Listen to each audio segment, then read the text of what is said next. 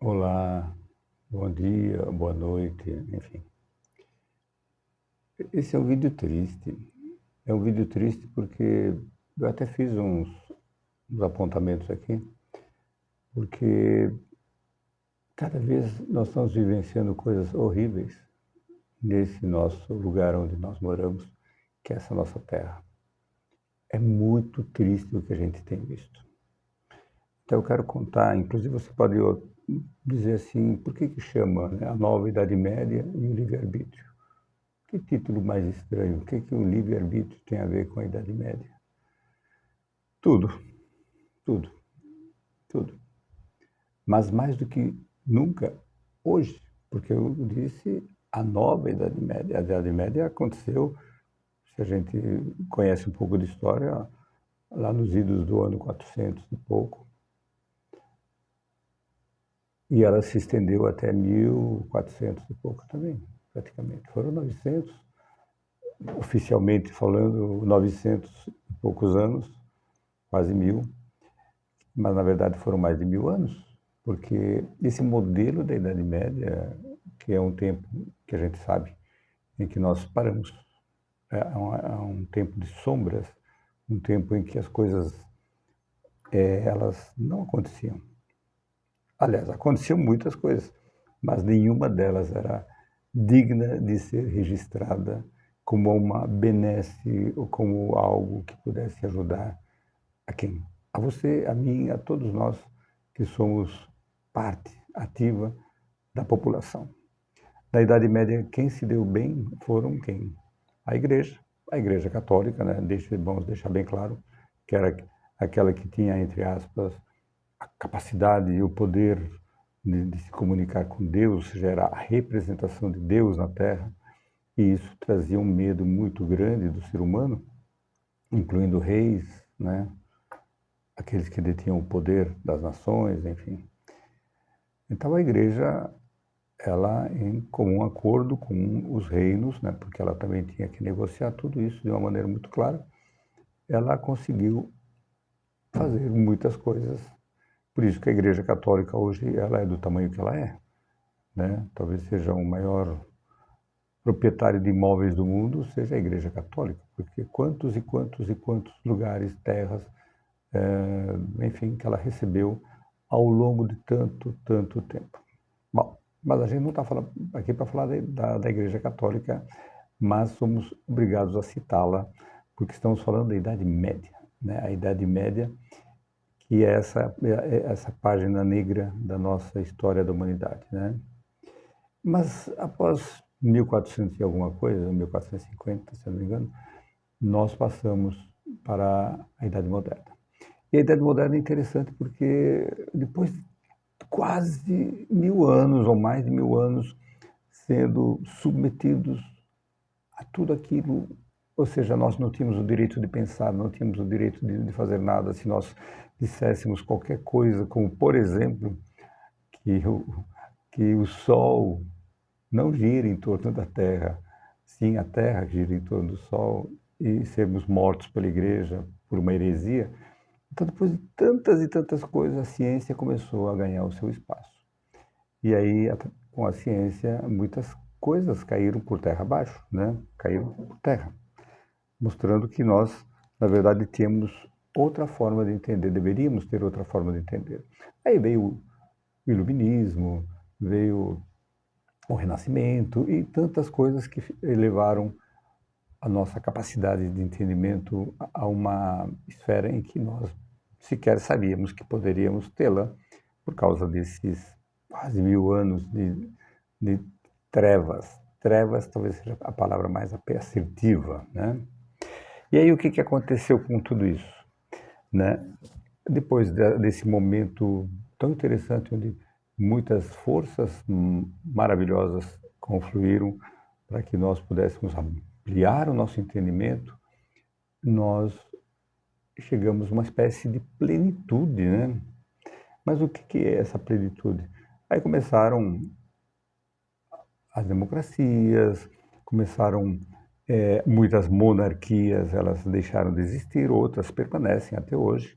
Não estou fazendo uma alusão que a monarquia deve ser algo ruim, É uma maneira de governo, eu diria bastante antiquada, né, porque acreditar que alguém tenha que estar melhor que os outros simplesmente porque é um rei, quem disse que ele é rei? Ah, Deus disse. Quem falou que Deus disse isso? Ninguém falou, Deus não falou nada disso.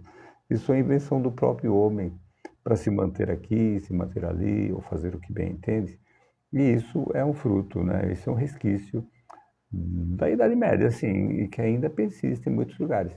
Mas de uma maneira muito clara. Por que eu digo isso? Porque em muitos lugares as monarquias foram extintas através do voto do povo. Nós não queremos mais monarquia aqui, ok? Trocaram a monarquia por outro método de governo.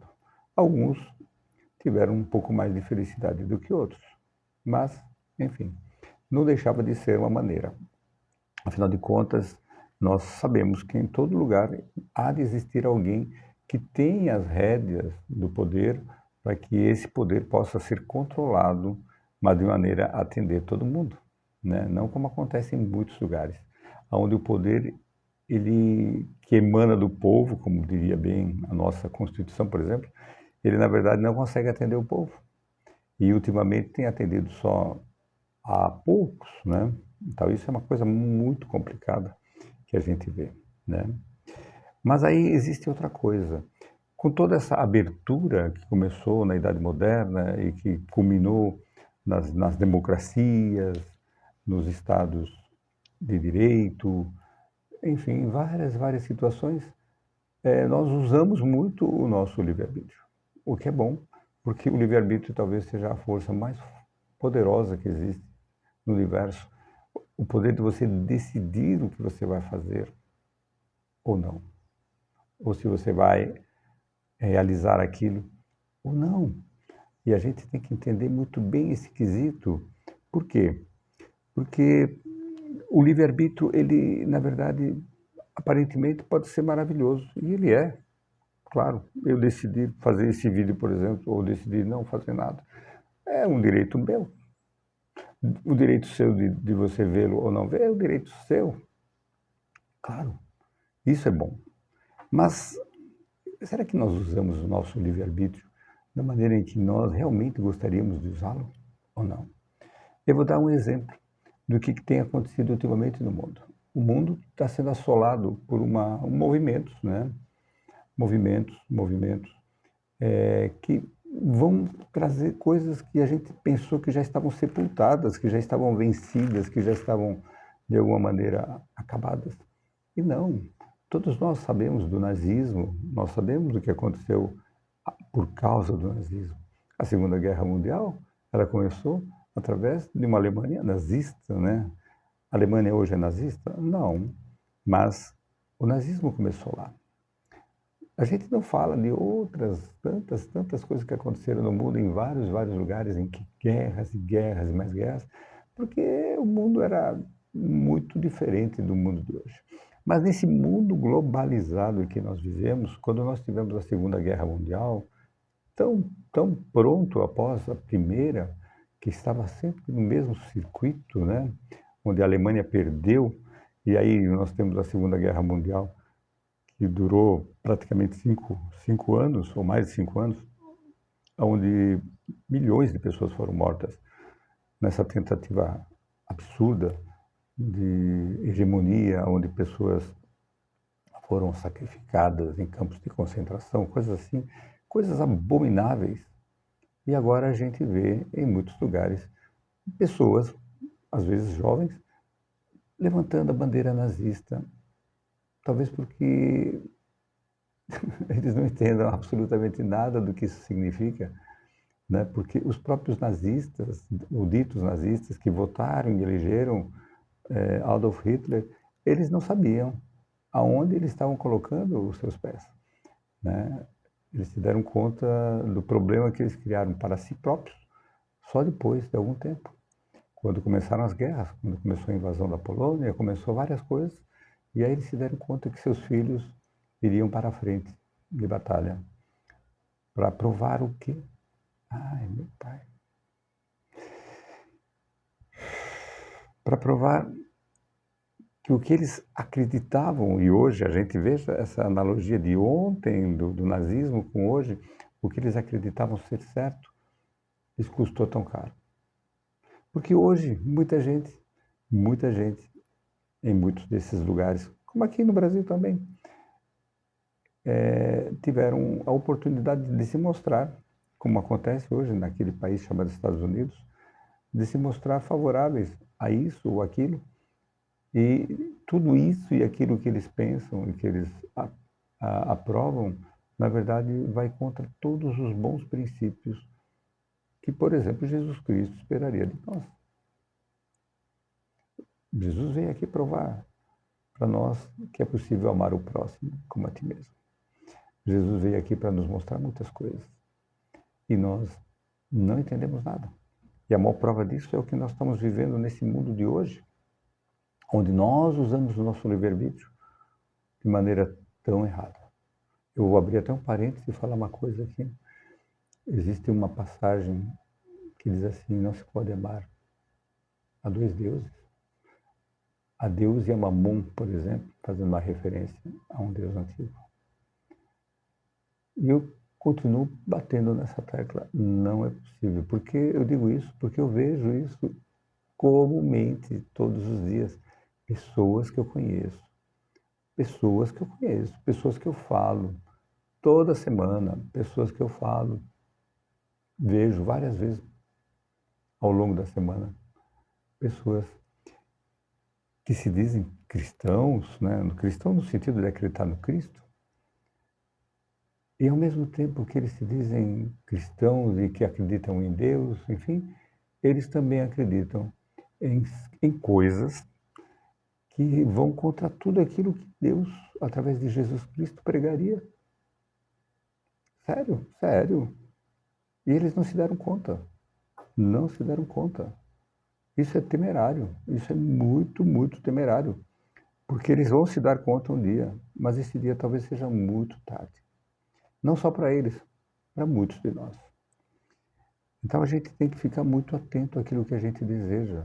Quando eu quero alguma coisa, será que isso que eu quero é porque aquilo vai fazer bem só para mim, para minha família? Talvez porque a minha família já tenha muito, porque eu esteja numa situação bastante confortável e eu não quero perdê-la para os, abre aspas, comunistas, fecha aspas, aqueles que comiam as criancinhas, né? Que nunca comeram ninguém, coitados. Enfim, e aí a gente vê essas coisas acontecendo. E isso tudo é extremamente triste. Eu vou dar um exemplo do mau uso do livre-arbítrio, fechando aquele parênteses para falar de Deus e Mamon. Nós temos um país aqui muito pequeno na América Central, El Salvador.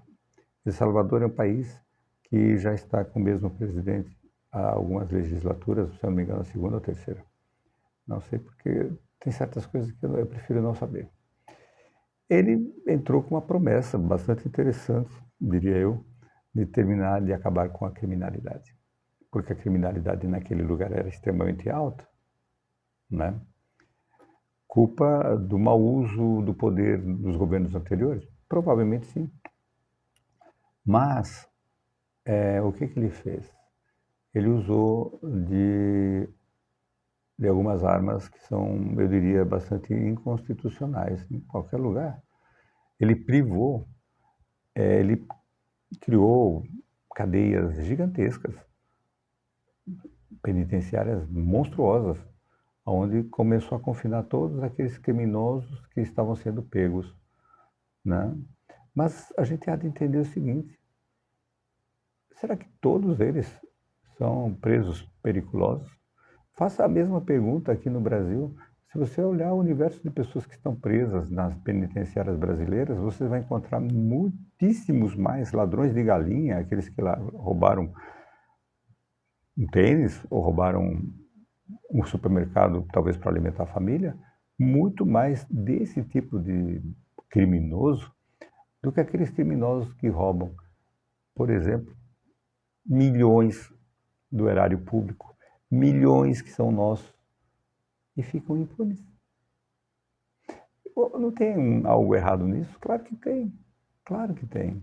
Porque o dinheiro infelizmente, ele tem comprado muita gente. O dinheiro tem feito aquilo que aqueles que acreditam que o dinheiro é o outro Deus, né? Talvez seja mais importante do que Deus mesmo, porque ele me dá tudo o que eu quero. Eu quero uma Ferrari, eu vou ter uma Ferrari. Eu quero um apartamento na Barra da Tijuca, eu vou ter um apartamento na Barra da Tijuca. Tudo isso com dinheiro. Não interessa a origem deste.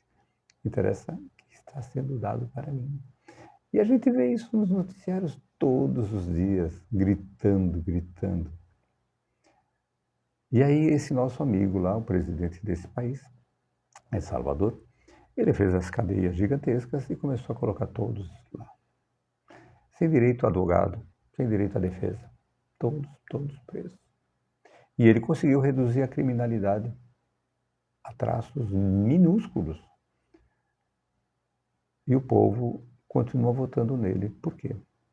Por que continua votando? Porque eles trocaram a sua liberdade de dizer, de pensar, pela sua liberdade de andar na rua sem ser molestados ou roubados pelos ladrões, mas esse temor, como na Idade Média, vai dar lugar a quem? Ao medo de você pensar. Porque se eu penso assim, não, mas isso não está certo, provavelmente a polícia vai, pega você e prende com os mesmos criminosos que já estão lá. Entendeu? Como acontecia na ditadura, em todas as ditaduras, aqui no Brasil, no Chile, na Argentina, se você pensasse contra o poder estabelecido, que era o poder ditatorial, você ia sumir, desaparecer. Ou vocês não viram aquele filme lá, aquele filme, se vocês acham que é fruto da imaginação de alguém? Não. Aquele filme que concorreu ao Oscar? Não. Aquele filme é a verdade que todos nós, que temos mais de 60 anos, conhecemos. Ah, sim. Mas muitos não conhecem e acham que talvez seja ficção, não científica, né? Enfim, muitos que dizem, ou que dizem que adorariam que a ditadura voltasse, porque isso ia colocar ordem. Nós temos que entender que essa ordem que nós praguejamos como desejável é uma ordem que tem um preço. Ou seja, eu dou a você o poder de cuidar de mim, mas eu também tenho que obedecer você, a ponto de nunca falar mal de você. Faça o que você fizer. Faça o que você fizer, roubando-me. Claramente eu sou obrigado a dizer amém, porque se eu disser alguma coisa que eu não concordo com isso que você está fazendo, provavelmente eu seja silenciado. Suma, desapareça. Como acontece em Salvador. Em Salvador as pessoas... Você acha que as pessoas podem falar mal do presidente lá, aquele que acabou com a criminalidade? Eu acho que não. Eu penso que não. Eu não moro lá, nem quero morar lá. Mas não gostaria mesmo, porque é um lugar em que se você se opor a quem está fazendo o bem, né, um bem um tanto quanto questionável, porque ele fez com que o seu livre-arbítrio não fosse livre-arbítrio, se transformasse em uma coisa única, de uma mão só um lado. E assim funciona a humanidade. Então a gente tem que ficar muito atento, né? Muito atento a tudo isso que está acontecendo ao nosso derredor, para saber aonde nós vamos parar com isso. Nós que temos um pouco mais de idade, nós vivemos momentos maravilhosos aqui, onde eu podia dizer muito bem o que achava, onde eu podia gritar aos quatro ventos o que eu achava, sem medo de ser feliz. E hoje ainda podemos. Muitos que dizem, o nosso país não tem liberdade de expressão. Se você está dizendo todas as porcarias ou coisas que você fala, como é que não tem liberdade de expressão? Se não tivesse, você ia falar e o governo ia prender você. Mas não acontece isso. Mas, provavelmente, a gente venha a ter esse tipo de problema aqui. Com certeza. Porque se nós formos andar para o lado onde muitos tendem a andar, para o lado desse absolutismo, para o lado onde se promete muito, se faz muito pouco, onde, né, todos os programas que são destinados a maioria da população que é pobre, porque nós vivemos num país pobre, eles são minguados, são extinguidos, onde a gente troca tudo que seja natural, a proteção à natureza, troca por migalhas, eu diria, para que pouquíssimos possam usufruir financeiramente daquilo, para fazer o bem para quem? Para eles, né? Porque para nós não traz benefício nenhum. Eu não como soja, não gosto de soja, nem vou comer soja, não me interessa. Carne eu como. Carne eu como. Mas não por isso eu quero que destruam toda a floresta onde eu moro, só para colocar pontos onde as pessoas necessitem colocar seus bovinos para o pasto. A gente tem que entender que ter um espaço para a criação da pecuária requer um espaço muito, muito grande. Muito grande. Não é pouco, é muito grande. Mas a gente não entende isso. A gente não entende isso. Enfim, é isso que eu queria dizer a você. E há alguns que me escutam, se é que chegaram aqui, eu duvido muito que tenham chegado aqui, alguns que me conhecem, que eu não digo nada, né? Quando a gente conversa. Mas eu gostaria que vocês entendessem. Que vocês... Pouco me importa em quem você vai votar, ou o que você vai fazer do seu voto, o que você vai fazer, isso é problema seu. Mas não diga, não venha dizer que você apoia, que você é verdadeiramente cristão e acredita no Cristo, em tudo aquilo que ele fala. Se você continua apoiando certas coisas que são totalmente fora do contexto de qualquer fala que está no Evangelho, de qualquer coisa que Jesus Cristo nos ensinou há 2000 anos, e estão lá disponíveis para nós. E tem muito a ver com amor, com a bondade para com aqueles que mais necessitam. Pense nisso.